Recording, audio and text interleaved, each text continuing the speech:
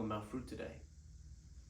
Bananas and apples and oranges and blueberries. Wait, blueberries are berries. And grapefruit and mangoes. I love mangoes. Mangoes are my favorite fruit.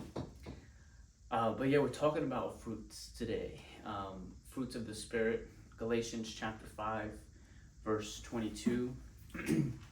But the fruit of the Spirit is love, joy, peace, patience, kindness, goodness, faithfulness, gentleness, self-control.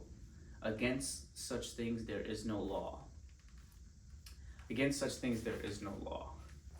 I think that's also really important because I think people they get caught up in like traditions, especially like younger, more new believers. They younger in the faith, not younger in age, but younger in the faith and new to Christ.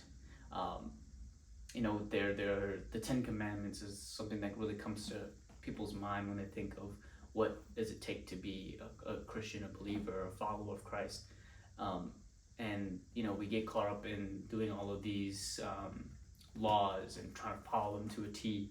And it says here that against such things there is no law. Us having fruit of the Spirit, and fruits of the Spirit is really an indication of how mature we are as believers, because we can follow the law to a T, and we cannot be committing murders. But if we're just saying like I'm not a murderer or I'm not a liar or whatever, but we're not showing love and we don't have joy and we don't have peace and patience, and our life isn't changed by Christ, and we're just following laws and rules, it's really no substance to our relationship with Christ, and there's no benefit to any other person, right? We're just keeping these laws and commandments to ourselves. It's good to follow the law, but I mean, it's not. Jesus abolished that with his life, and the way that we approve that we are believers, an indication, a marker of that is the fruits that we bear in our life. It says, but the fruit of the Spirit is love, joy, peace. So in a way, we can kind of see our life, our spiritual life, as a tree. A fruit has its characteristics. One of the characteristics of a fruit, a banana, for example, is the fact that it grows on a tree and it has seeds and it provides a healthy nourishment for people. And so our life too should be able to bear fruit. We should be prepared to bear fruit, and we do so by walking by the Spirit. Galatians chapter 5, verse 16. But I say, walk by the Spirit, and you'll not gratify the desires of the flesh. So walking by the Spirit means that we can put ourselves in a position to begin to bear fruit. We're not gratifying the desires of our flesh, and we're learning to grow spiritually. So these fruits will be born in our life: joy and peace and patience, kindness, all of the above. These things will become evident in our life, and they will provide nourishment to ourselves as we continue our spiritual walk and we get closer to God and continue to do the will that he has for our life. These things will help us along the way: patience, peace, joy, self-control. These things will aid our growth in the same way that fruit aids us in our health. So does the fruits of the Spirit will do so for our spiritual life. And I can give this fruit to someone as well, and it'll provide the same nourishment. Granted, they're not allergic to the but so should our fruits, the fruits of the Spirit in our life, also be a nourishment to other people.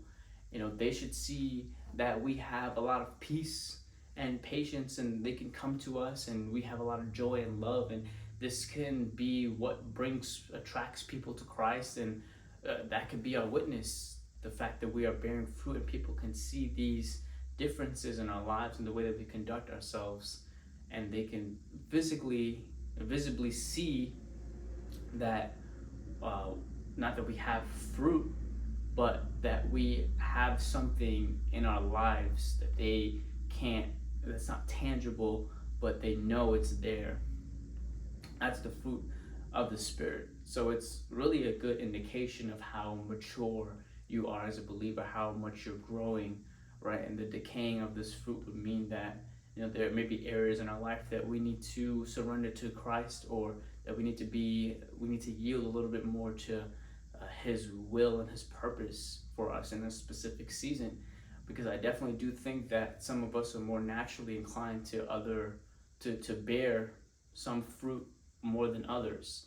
Like for me, for example, I find myself to be naturally a patient person, a person that I can keep my peace and also my joy. I think those three fruits is easy for me to bear, but there are other fruits that I'm not so, it's not so easy for me to bear, like kindness or gentleness or being an extremely loving person. It's sometimes those things are more difficult for me, but it's not to say that um, I'm not growing or maturing as a believer, but those areas of your life will definitely grow as you continue to walk in the Spirit. But you should also be intentional about bearing those fruit and growing those fruit as well, because we're meant to be complete believers. Same thing with the gifts that we have of the Spirit, like prophecy and tongues, and those things. The Bible encourages us to desire to have those gifts, to be a complete a believer, right? So the same goes for the fruits of the Spirit, is that we are meant to bear these fruit, and this fruit is meant to nourish us and nourish those that we come in contact with. And conversely, so there are fruits that are of the flesh, right? Idolatry, sorcery, strife, jealousy, fits of anger. And we can see when other people are exhibiting those fruits of the flesh, and it does have a negative effect on everyone else, right? So we can kind of let's assume the worst here, that fruits of the flesh, anger or jealousy, those things cause real world problems, war and crime. Uh, we see these things daily, and they're fruits of the flesh. So the same way, if war can be powerful by it being a fruit of uh, the flesh, then so can our love be as powerful by introducing people to Christ, or by encouraging someone. And those things have that butterfly effect. And I think that we should look at it with that perspective as well, that me growing as a believer, I don't necessarily have to go and evangelize to every person that I see, but the way that I live my life should be that evangelism. That people talk to me, they see something different, they hear something different, they desire the peace that we have, and the peace that we have is just a product of our obedience and surrenderance to Christ. And yeah, I think that it can be just as powerful as the negative, the opposite of the fruits of the Spirit, the fruits of the flesh.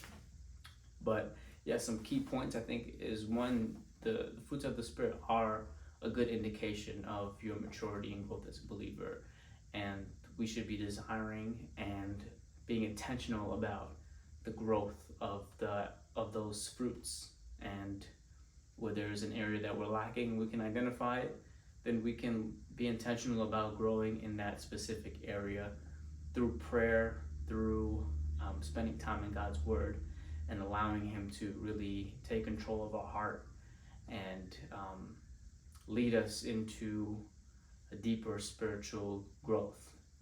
And we're walking by the Spirit, those things should come naturally. It's not something that I think that we have to fast for 40 days for, and do all of whatever rituals you think may be associated with it. I think that the Bible makes it very plain: walk by the Spirit and don't gratify the desires of your flesh.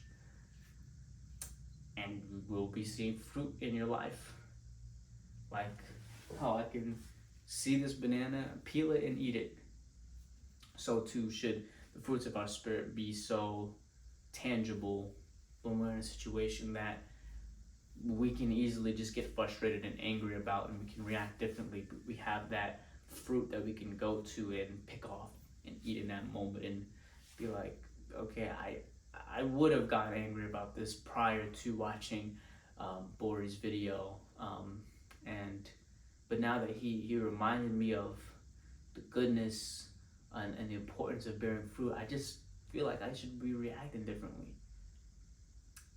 And you should say that exact thing, because it's true. Just kidding.